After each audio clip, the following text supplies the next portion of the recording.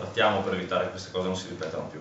Parliamo di un pacchetto anticorruzione che verrà portato in Regione Veneto. Quindi una delle nostre prime operazioni in Regione è un pacchetto anticorruzione che permetta una diversa gestione degli appalti, andrà a cancellare il project financing e farà in modo che dirigenti e tutti gli operatori collegati alle infrastrutture della Regione siano profondamente controllati e non abbiano la possibilità di affondare, di lasciare la politica affondare le mani nei nostri soldi.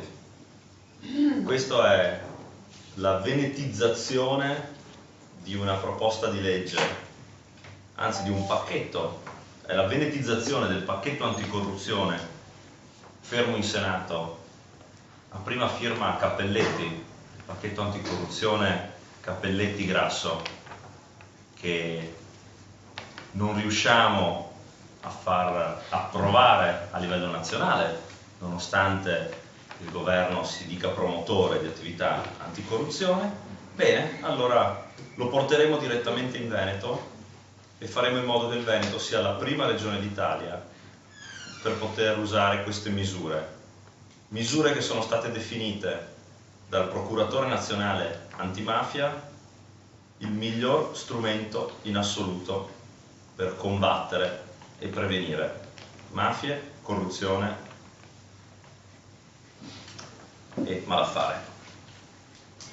Detto questo, è altrettanto importante notare come ci sia dall'altra parte persone che non sono in grado di dare nessun tipo di soluzione, di alternativa. Parlo degli altri candidati presidenti, parlo di un PD che a livello nazionale ha bocciato la nostra richiesta, proprio di Cappelletti è stata, ve lo ricordate il DASPO? Quando Renzi disse darò il DASPO a tutti i corrotti? Bene, Cappelletti un mese fa, non più di un mese fa, l'ha proposto, mi ha proposto un'interdizione perpetua dei pubblici uffici per reati per appropriazione indebita che riguardassero la pubblica amministrazione, e la risposta è stata una risata, gli hanno riso in faccia. Ci sono degli articoli di giornale, Corriere della Sera e Fatto Quotidiano, che riportano questo triste episodio, ma smetteranno di ridere quando porteremo queste norme in Veneto. Sì, peraltro va detto che questo pacchetto di corruzione è la semplice attuazione anticorruzione, piccolo lapsus, anticorruzione è l'attuazione del protocollo di legalità del 2012, che avrebbe già dovuto trovare accoglimento nel corso di questi 3 anni. Per fare un esempio di quanto il PD sia lontano da questa attuazione, il sindaco di Vicenza, che è del PD, non ha attuato gli strumenti previsti dal protocollo di legalità, quindi è evidente che manca totalmente la volontà di combattere questo fenomeno. Inoltre vanno evitate completamente le gare, il nostro intento è di impedire che ci siano le assegnazioni dirette in regime di emergenza, esatto. Quindi non si può con la scusa dell'emergenza che porta un Expo ad avere il 18% delle opere completate a poche decine di giorni dall'inaugurazione.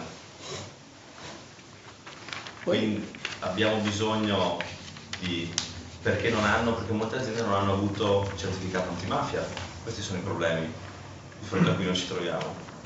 Quindi fondamentale rivedere, sappiamo bene che il diritto penale non è ambito regionale, ma sappiamo altrettanto bene che la gestione degli appalti, come per l'appunto, e la gestione delle finanze, ovvero attraverso lo strumento del project financing, dipendono invece fortemente dalle scelte operate all'interno della regione. Puoi spiegare meglio la cancellazione del project financing? Certo, in questo momento sappiamo che, ma non lo dice Jacopo Berti, che può dire anche degli errori, ma sappiamo che la Corte dei Conti non più di 3-4 giorni fa ha criticato fortemente lo strumento del project financing, definendolo uno strumento attraverso il quale le perdite ricadono sulla collettività, le perdite del privato, ovviamente.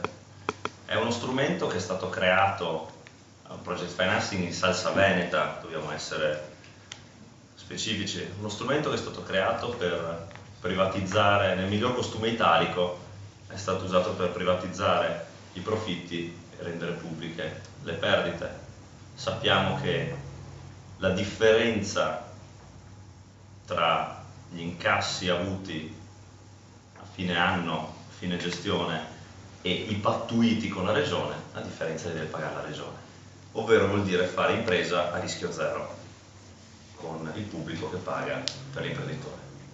Molto semplicemente si torna indietro, si torna a una gestione, se mai c'è stata in Italia, pubblica, trasparente e con procedimenti di gara che non ricomprendano una commistione poco limpida tra il privato, il pubblico e degli enti garanti che si sono dimostrati essere a volte vicini ad alcune parti private, ad alcuni enti privati.